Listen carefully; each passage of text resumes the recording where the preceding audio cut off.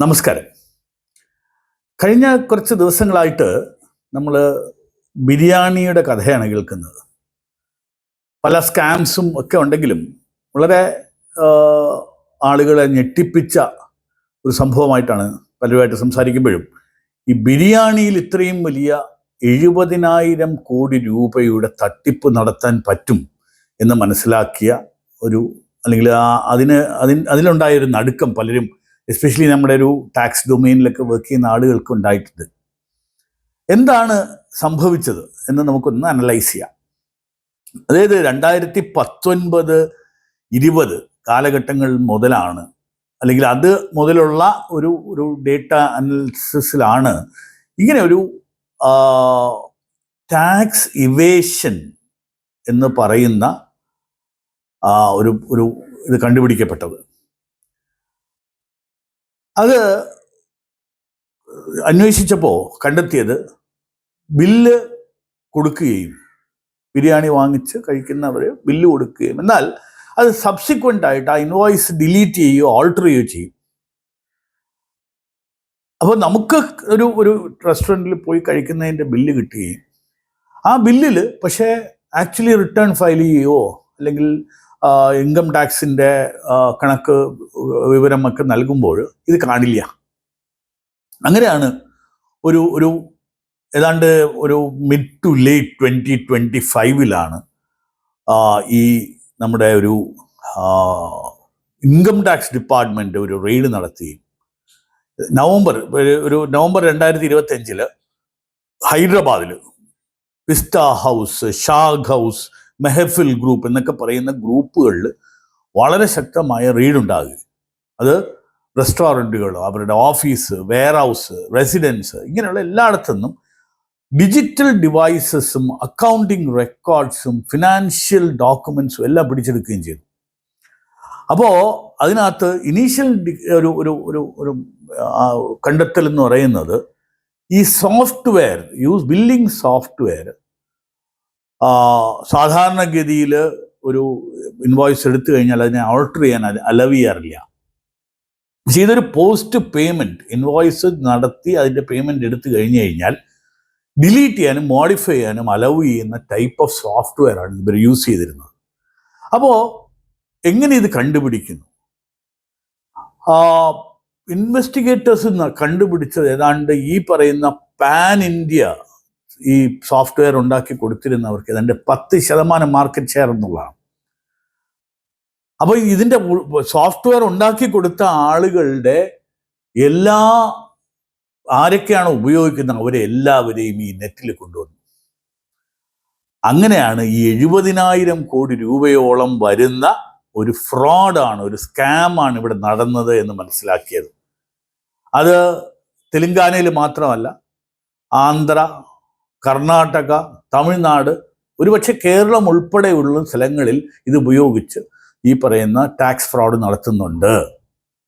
അപ്പം ഒരു പ്രിലിമിനറി ഒരു അസസ്മെന്റ് നോക്കുകയാണെങ്കിൽ ഏതാണ്ട് 10,000 മുതൽ 15,000 കോടി രൂപ വരെ ഉള്ള ടാക്സ് ഇവേഷൻ ഉണ്ടാകാം എന്നാണ് കണക്കാക്കപ്പെടുന്നത്. പക്ഷേ നമ്മൾ മനസ്സിലാക്കണം, ഇത് ഓരോ അസസ് ചെയ്യും ഇതിനകത്ത് ഒരു ഫൈനും പെനാൽറ്റിയൊക്കെ വരുമ്പോൾ ഇതൊരു 50,000 കോടി രൂപ വരെയുള്ള ടാക്സ് മോപ്പപ്പ് അല്ലെങ്കിൽ റിക്കവറി ഉണ്ടാകാനുള്ള ചാൻസ് ആണ് ഇത് ഉണ്ടാക്കിയിരിക്കുന്നത്.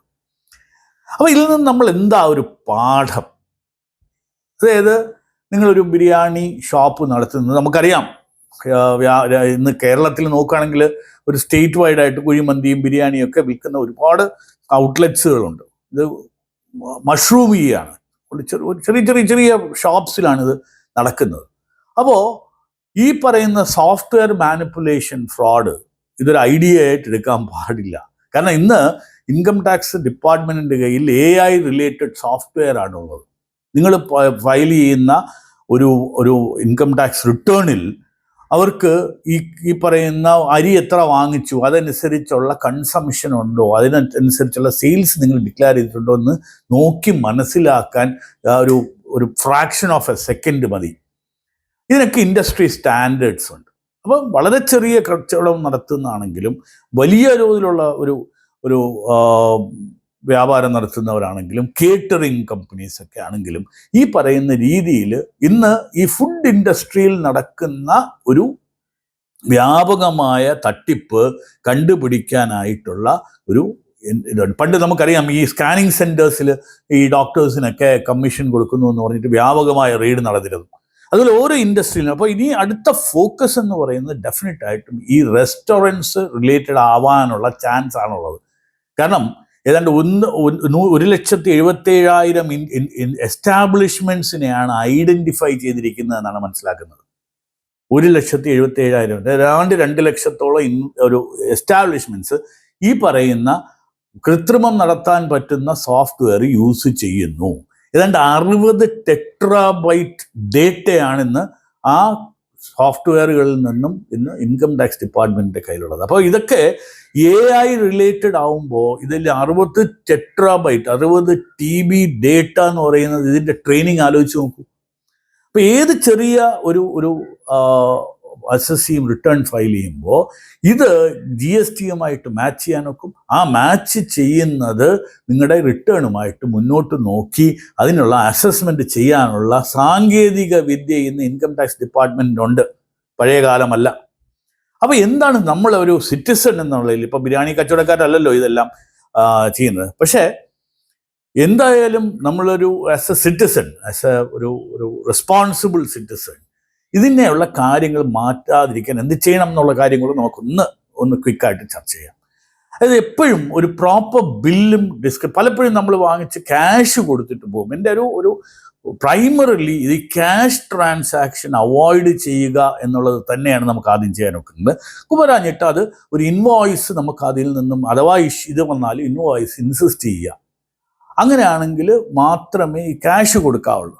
അല്ലെങ്കിൽ ഡിജിറ്റൽ പേയ്മെൻറ്റ് നമുക്കറിയാം, ഇന്ന് UPIയും മറ്റുമൊക്കെ നമുക്കൊരു പേഴ്സ് പോലും ക്യാരി ചെയ്യാത്ത ആളുകൾ ഇന്നുണ്ട്. അപ്പം ക്യാഷ് ഇൻസിസ്റ്റ് ചെയ്യുന്ന കടകൾ അവോയ്ഡ് ചെയ്യുക, ഡിജിറ്റൽ പേയ്മെൻറ്റ്സ് നടത്തുന്ന ആളുകൾക്ക് മാത്രമേ ചെയ്യുക.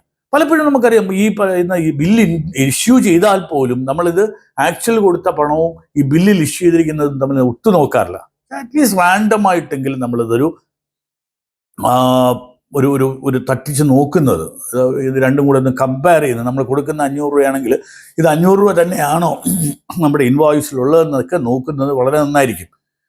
അപ്പം റീറ്റെയിലേഴ്സ് ആണെങ്കിൽ വളരെ ശക്തമായിട്ട് ഇന്റേണൽ കൺട്രോൾ ഉണ്ടാവണം. ഇതൊരു പക്ഷേ ഒരു ഓണർ ആയിരിക്കില്ല അവിടെ കൗണ്ടറിൽ ഇരിക്കുന്നതോ ഇത് മാനേജ് ചെയ്യുന്നതോ. പലപ്പോഴും മനസ്സിലാക്കുന്നത് ഈ പറയുന്ന പണം ചെന്നെത്തുന്നത് ഈ കാഷ്യറിലോ അല്ലെങ്കിൽ ചില സ്റ്റാഫ് മെമ്പേഴ്സിൻ്റെ അങ്ങനെയൊക്കെയുള്ള ഫ്രോഡുകൾ നമ്മൾ കണ്ടിട്ടുണ്ടായിരുന്നു അല്ലേ. ഈ ഒരു ക്ലോത്ത് സ്റ്റോറിലും ഒക്കെ ഇവിടെ വലിയ ഇൻഫ്ലുവൻസേഴ്സിൻ്റെയൊക്കെ നടത്തുന്ന റീറ്റെയിൽ ചെയ്യുന്ന അവർ വിശ്വസിച്ച ആളുകൾ അവരുടെ പണം അവരുടെ അക്കൗണ്ടിലേക്ക് മാറ്റുന്ന ഇതുവരെ കണ്ടിരുന്നു. ഇതെല്ലാം ഡിജിറ്റലി ട്രെയിലുണ്ട്, നമുക്ക് കണ്ടുപിടിക്കാനൊക്കെ ഒക്കുമെങ്കിലും ഇതൊരു രാജ്യവ്യാപകമായി നടക്കുന്ന ഒരു പക്ഷേ ഒരു ആൻറ്റി ഇന്ത്യ ഫോഴ്സസ് ആണ് ഇതിനകത്തോട്ട് ഈ പണം കയ്യിലെത്തുന്നതെന്ന് വരെ റിപ്പോർട്ടുകൾ പറയുന്നു. എൻ്റെ ഒരു സാങ്കത്യം എന്താണെന്ന് നമുക്കറിയില്ല. എന്നാലും ഒരു ബേസിക് ആയിട്ടുള്ള ഒരു നല്ല കാര്യത്തിനല്ല, നമുക്ക് ടാക്സ് അവോയ്ഡ് ചെയ്ത് യൂസ് ചെയ്യുന്ന ആ ഫണ്ട്സ് ഒരു നല്ല കാര്യത്തിനായിരിക്കില്ല എന്ന് നമുക്ക് മനസ്സിലാക്കാൻ ഒക്കുന്നതേ ഉള്ളൂ. അതുകൊണ്ട് ഇതൊരു കോഷന് 70,000 കോടിയിലെ ബിരിയാണി കഥ ഒരു ചെറിയ മാറ്ററായിട്ട് നമുക്ക് കാണാനൊക്കില്ല. ഈ 70,000 കോടി ആവണം എന്നില്ല. ഇത് ചിലപ്പം ലക്ഷങ്ങൾ കണക്കിനുള്ള കോടികളുടെ തട്ടിപ്പാകാം ഈ ഫുഡ് ഇൻഡസ്ട്രി നടത്തുന്നത്. അപ്പോൾ നമ്മളെല്ലാവരും വിജിലൻ്റ് ആയിട്ട് ഇതിനെ കാണണം. അതിന് നമ്മളൊരു കോൺട്രിബ്യൂഷൻ ഉണ്ടാകണം. നമ്മുടെ ഡിജിറ്റൽ പേയ്മെൻറ്റ്സിൻ്റെ ഗുണം എന്താണ് എന്ന് നിങ്ങൾ ഇന്ന് മനസ്സിലാക്കി. ഡിമോണിറ്റൈസേഷൻ മുതലുള്ള ആ കാര്യങ്ങളിൽ ഇത് കണ്ടുപിടിക്കാൻ വളരെ എളുപ്പമായി മാറി. ഡിജിറ്റലി ആയിട്ടുള്ള ട്രാൻസാക്ഷൻസ് നിങ്ങൾ എല്ലാവരും ഒരു ആക്കം കൂട്ടുക, അതിൻ്റെ റീസൺ മനസ്സിലാക്കുക. ഇതെല്ലാം ചെയ്തു കഴിഞ്ഞാൽ നമ്മുടെ ഈ പറയുന്ന പൊതു രംഗങ്ങളിൽ നടക്കുന്ന ഇതുപോലുള്ള സ്കാമുകൾ നമുക്ക് ഇല്ലാതാക്കാൻ ഒക്കും. ജയ് ഹിന്ദ്.